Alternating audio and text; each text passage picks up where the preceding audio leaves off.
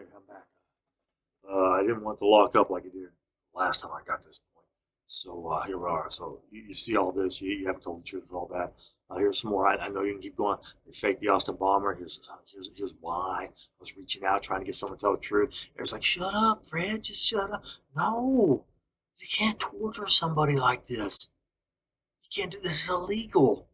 You can't hurt somebody and then walk away. You can't disfigure somebody's teeth on purpose and then act like you didn't do nothing. You can't murder somebody with alcohol poisoning by teasing about his daughter's death and saying you'll see her at this party, you'll see her at that party, you'll see her at this party, you'll see Skip, you'll see this person, you'll see that person. You'll go to a party and see people alive you thought had died because that's what Caldwell said. And that's what Til Phan used against me. And it really makes you drink yourself to death because you get there and you think, oh, great, it's over now. All this torturing is over. Finally, they're going to tell the truth. They're going to give me my life back. Finally, somebody's going to do something. Okay, so I barely caught that. I almost went over. I didn't want to lock up again. Anyway, this is what they did to me. Cindy and all of them came back because I was reaching out on Facebook. I was screaming out for help. Even Jason Wade, I'll come down in October, Brett. And I was like, October's too late. October will be too late. He didn't care. Jason Wade didn't care. He didn't care. He's a sheriff somewhere. He knew what happened. He knows what's going on. He doesn't want to tell the truth either. Nobody wants to. Um, uh, um, when you're reaching out and screaming out because they're saying you'll see your daughter at a party, Brett, because that's what they did. He said these people will be. You'll see people alive at a party. You see people alive that you thought had died. There's going to be Sierra, Dale Earnhardt, Michael Jackson, Skip Edmonds, Prince. All these people. And party never happened. I don't want party now. It's time to restart. Okay, because what happens when you tease somebody over and over again about he's going to see the end of the punishment that we're putting? Because I've known the whole time, and it's not fun. It's not fun to go home and and you're like, well, how's April going to survive? She can't survive. She can't get a job anywhere. They messed up her tooth on purpose. I can't quit my job because I'm giving her $1,000 alimony a month. I can't quit my job. I can't afford to give her alimony. I got to keep going. I just got to keep working. I got to find Sierra. I got to make sure that I get to the end of this. So I do everything Intel tells me to do. Work late hours, do this, do that, do this, Brett. You got to work here. Next thing I know, I'm the only one who's working till 8 o'clock at night, 7 or 8 o'clock at night, on the night before Thanksgiving, the night before Christmas Eve. Everybody else is home. I'm working. Til Phan's at a Christmas party with Han Wong and her son, and I'm working. They thought I was going to come down and catch him. No. I mean, you guys lied all this time. I mean, she showed me the picture of you guys. You guys stop. Han Wong showed me the picture of you and Richard and her at the Christmas party. She said, they bring me here. I mean, she told me all kinds of stuff. Everybody's doing say lying to my face. She got a picture of you guys. She was like, oh, we lost her. She's not on our side. She's on our side. I'm tired of it, guys. It's just lies. You don't want to tell the truth. I mean, here's your proof right here. Here's your proof. It's all right there. It's all right there. I warned the judge. The judge got COVID. God gave you COVID. He did because I'm doing what God says.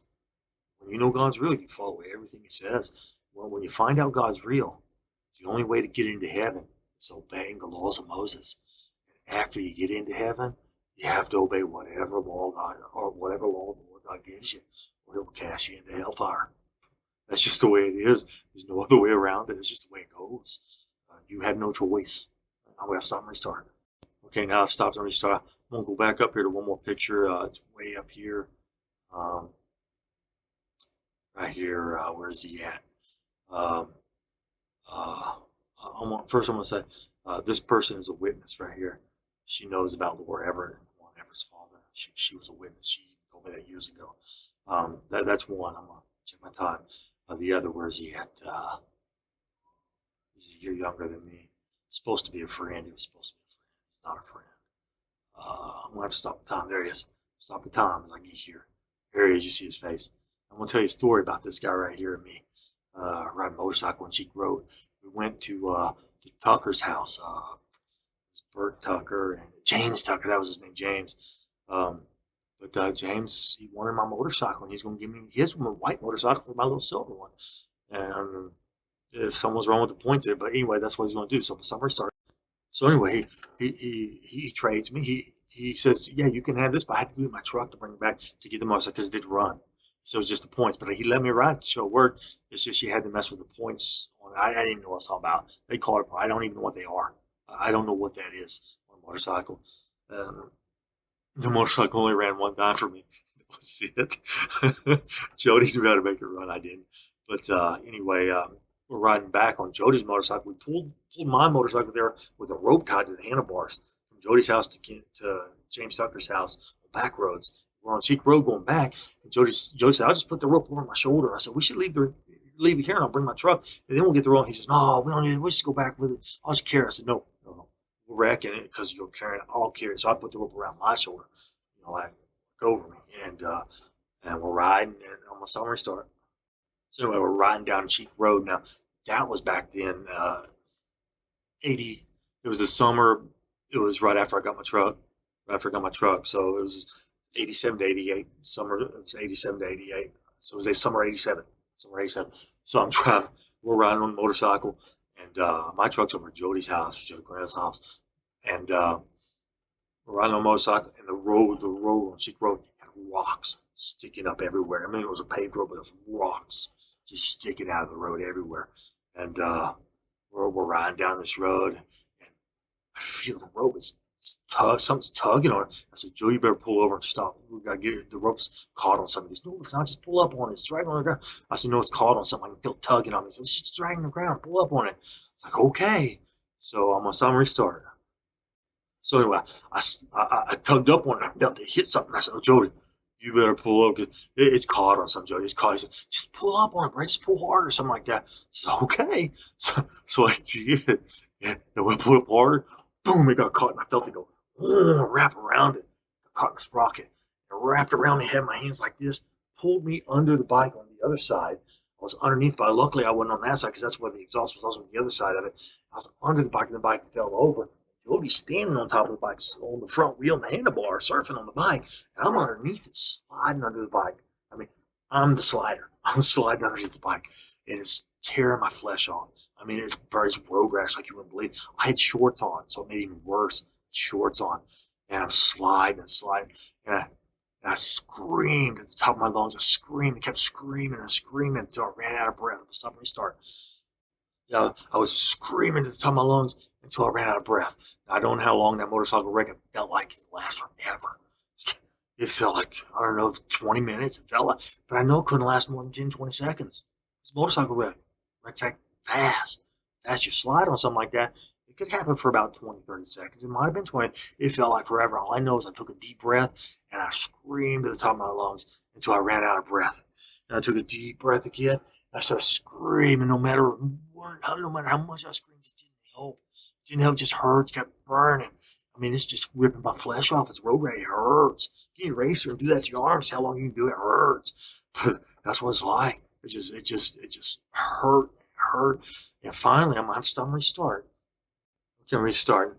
I mean, the first time I ran out of breath, took a deep breath, started screaming some more, and I stopped screaming. She was like, "Just keep your head off the ground. Keep your head off the ground." And I was like, I just start praying. This is gonna stop this. So I start praying to God. I said, "Dear Lord, please help me. Please make this stop. Please, it hurts. Please." And then he answered me, and I heard him. He said, "Brett, do you know who this is?" I said, "Yes, I know who this is." He said, "I was waiting for you to come to me. I was waiting for you to. Just hold on. I'm gonna start slowing the bike down. But I want you to remember what this feels like, because this is what hell feels like. What I was going through is what hell feels like. It's like a tearing. It's just a burning of flesh. It doesn't stop unless God stops it." He said, "I want you to remember how bad this feels. I want you to remember this is what hell is like, because you don't get out of hell. God puts you in hell. You don't get out unless He lets you out." Start and restart. Okay, so right after God was like, "I'm slowing it down, Brett. Can you feel it slowing down?" Slowing. I felt it. It was just slowly slowing down, and then it stopped. It stopped, and I'm laying on the ground, wrapped up like this. And Jody gets up. He started looking at his motorcycle, and I'm still stuck on the ground. And I'm like, he's not going to look at me. He's not help. He told me, and I believe him. He was trying to get the motorcycle started. They should have came over and got the rope off me at least. But I mean, when an accident happens, you're not a, you're not a, you're not thinking. You're just trying to do what you got to do to get going, right? And I understand that, and I do. And he probably was. I couldn't ride that motorcycle. I couldn't get on again because the wind. burned. The wind burned. Anytime the wind touched me, it burned. The wind blowing, it burned. It stung. It hurt. That's what hell's like, guys. It doesn't stop. And when God takes you out, maybe it still burns after you get out. Maybe you learn your lesson. I don't know. You'll find out. Let's stop and restart. Anyway, this is the end of the video. The Lord God tells me I'm allowed to say this. Um, right after the wreck happened, Jody was working on the bike. God had me to push my hands to free me from the rope that was around me, and I stood up and I was limping toward the bike. As I started limping, this truck comes over the hill. I said, "Oh wow, she's coming here to save. Someone's coming here to save." I don't think I said she. I said, "Someone's coming here to save us. Someone's coming to help. Someone's coming to help." And it was a blue truck just like mine, except it was metallic blue. And if you're still out there, still out, you know what happened. You know you came there. You know God told you. What did you say? Because you told me. You flat out told me I'm gonna stop and restart. Because you told me. You said I don't know why I came out. I didn't really have a reason. I just something told me go get gas for tomorrow or something. Something told me just go get gas. So here I am, and here you guys are. And I was like, well, maybe God sent you. Maybe you're an angel, man, because He sends people to go do stuff. And you just don't know. Maybe you listen. Yeah, because maybe God knew I was in trouble and He sent you to help me. Because she pulled up. I couldn't ride a motorcycle. It burned.